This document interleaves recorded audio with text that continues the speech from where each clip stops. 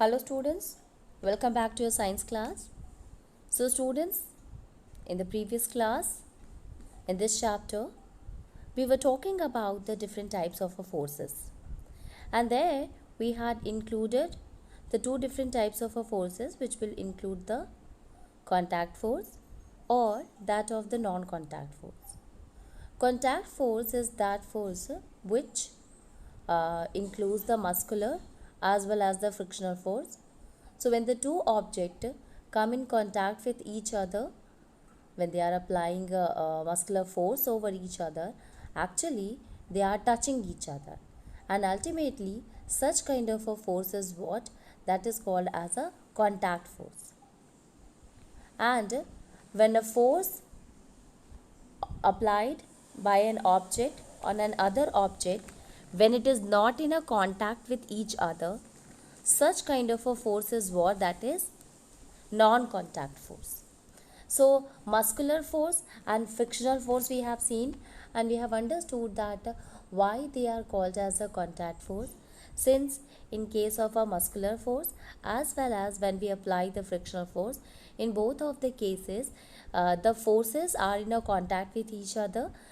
When you are applying a force on an object which is moving opposite to each other, ultimately there is also an opposite force acting on it. And when you are trying to lift anything or pull anything or push anything or stretch anything, ultimately we are applying a force on it, and that kind of a force is called as a muscular force. So in both of the cases, since the object is in contact with the other object, thus such kind of a force is what it is, a contact force. Now let us see, there are non-contact forces also. So in case of a non-contact force, we have understood here one thing,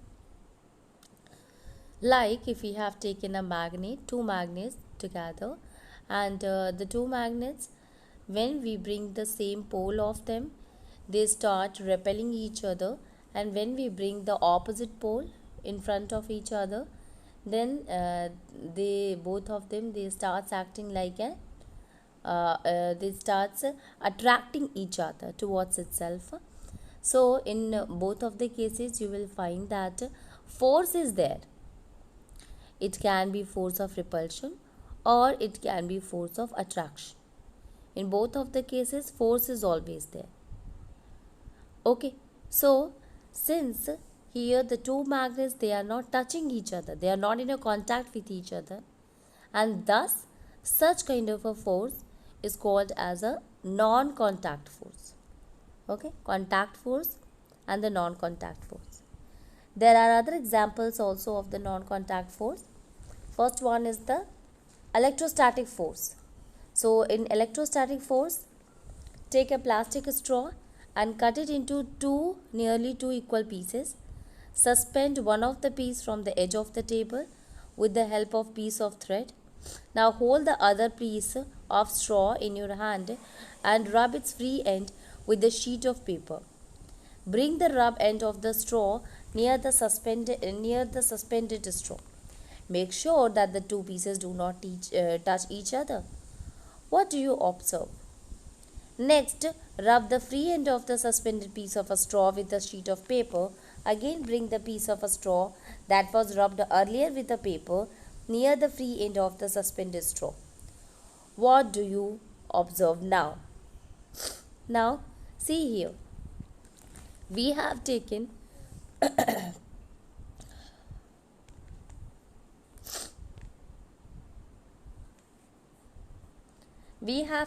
a plastic straw and we have cut that plastic straw into two equal pieces.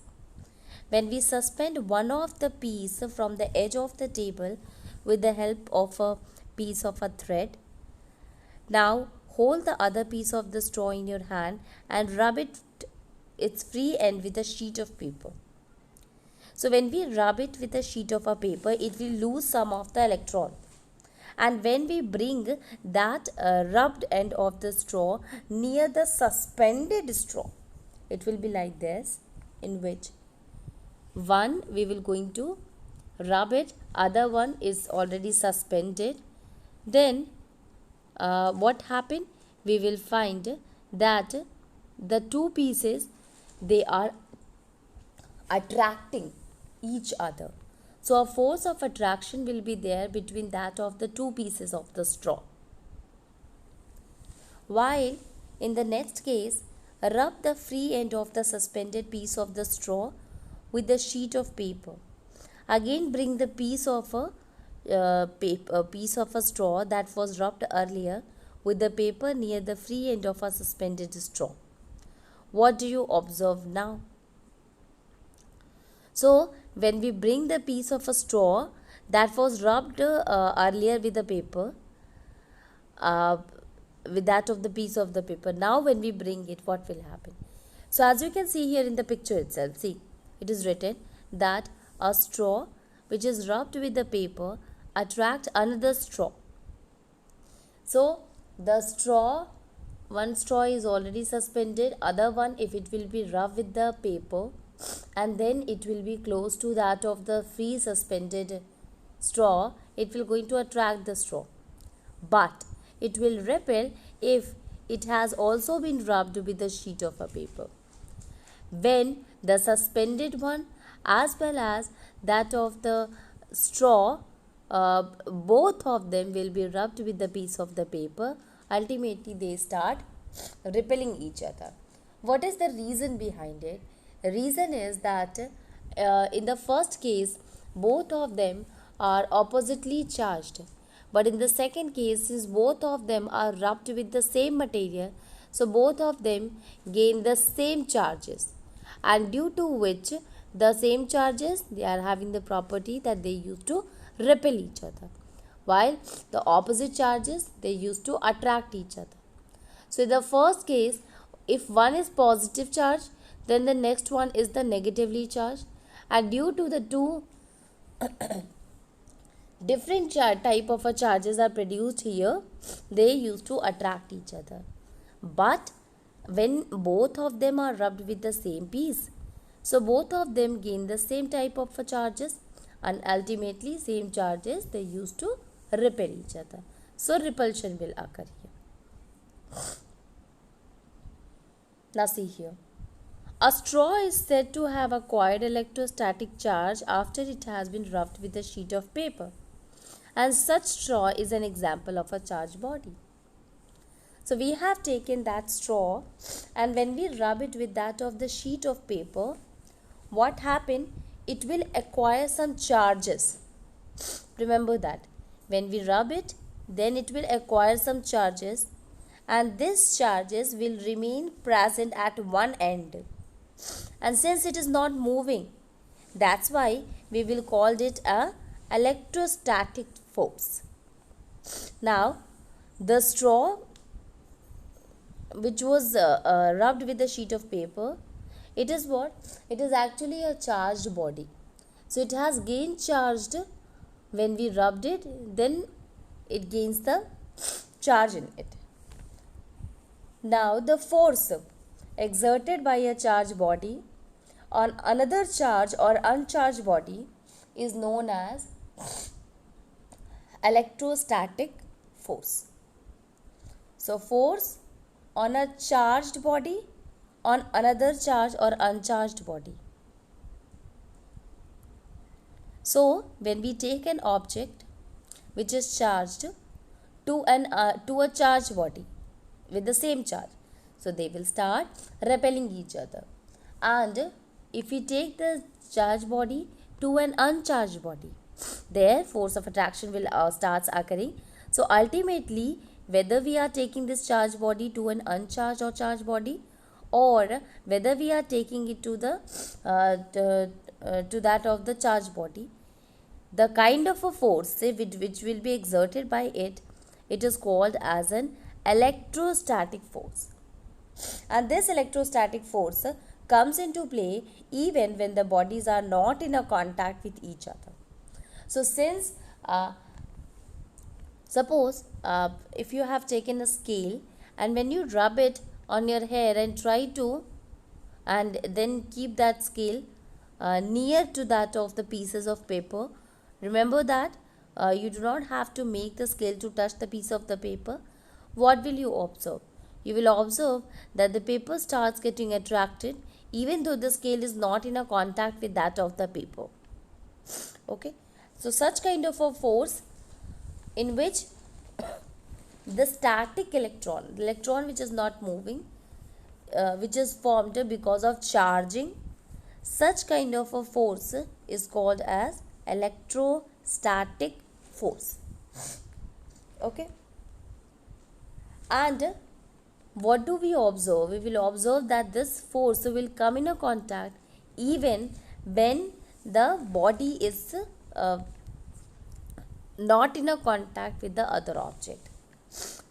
Okay, so since here the force can be exerted when the two objects are not in a contact, physically contact with each other, such kind of a force is called as electrostatic force.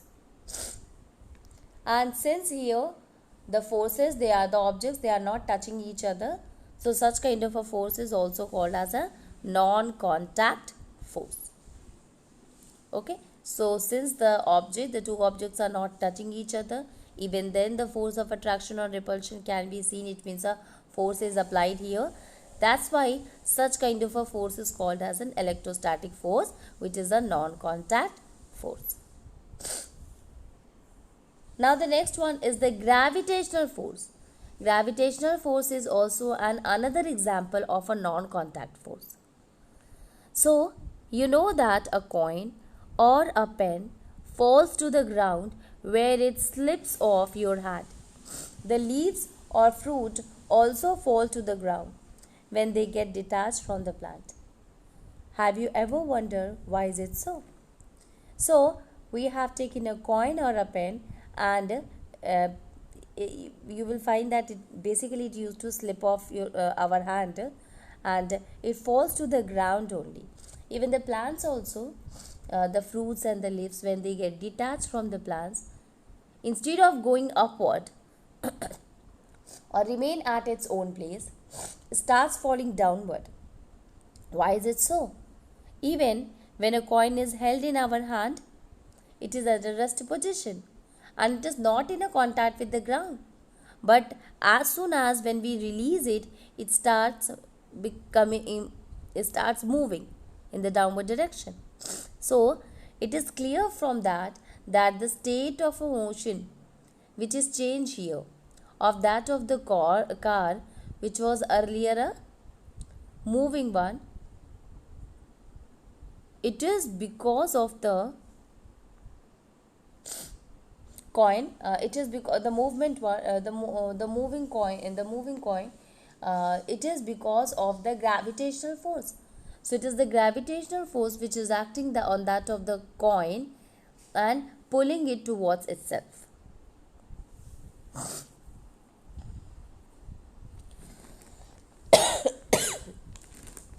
So the object or a things which fall towards the earth because earth pulls them, this force is called as force of gravity, or even we call it just gravity. So object or things fall towards the earth because it pulls them, the force of gravity or just gravity is called as.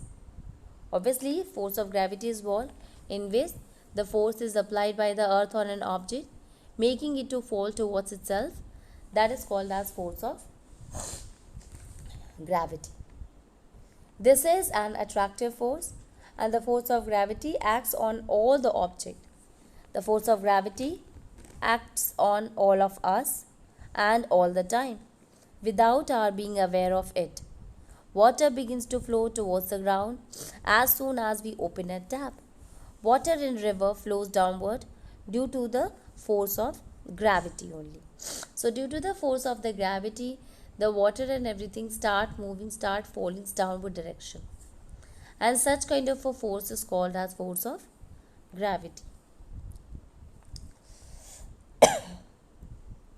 Now see here, there is a note which is important to know.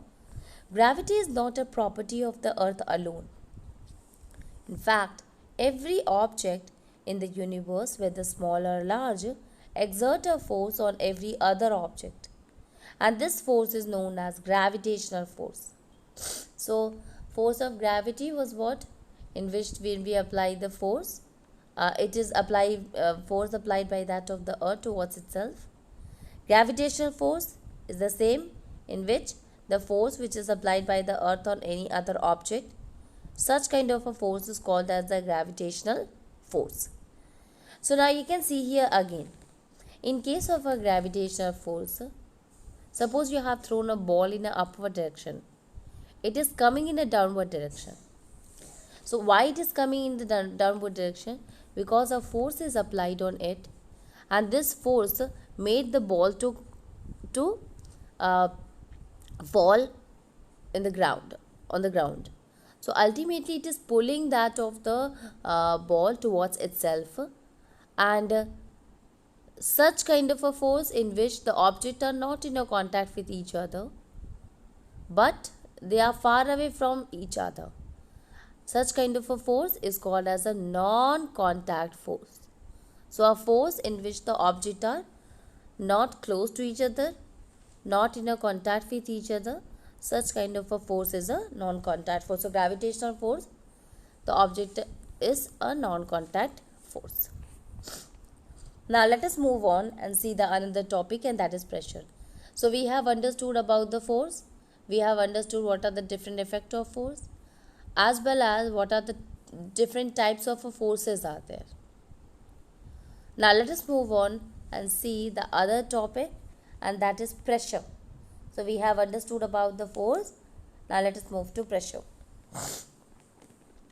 Now see here, you have learnt in class 7 that strong wind during a storm or a cyclone can blow away even the rooftops. You also learn that wind and cyclone are caused by the difference in the pressure. Is there any relation in the pressure and the force? So we have understood that due to the pressure or due to the storm or cyclone, the rooftops can be blown away. So what is the difference in the air in case of a wind as well as in case of a cyclone? And what is the relation between that of the pressure and that of the force? Let us try to do that. So try to push a nail into a wooden plank by its head. Did you succeed? Try. Could you do this time? Try cutting vegetable with a blunt and sharp knife. Which one is easier? So at first we have taken here an iron nail, and when we will try to put that iron nail, so because of the blunt surface it is quite difficult to do that. Similarly, if we have taken a blunt knife for cutting vegetable and a sharp knife, blunt knife, it will not gives us a good cutting, as well as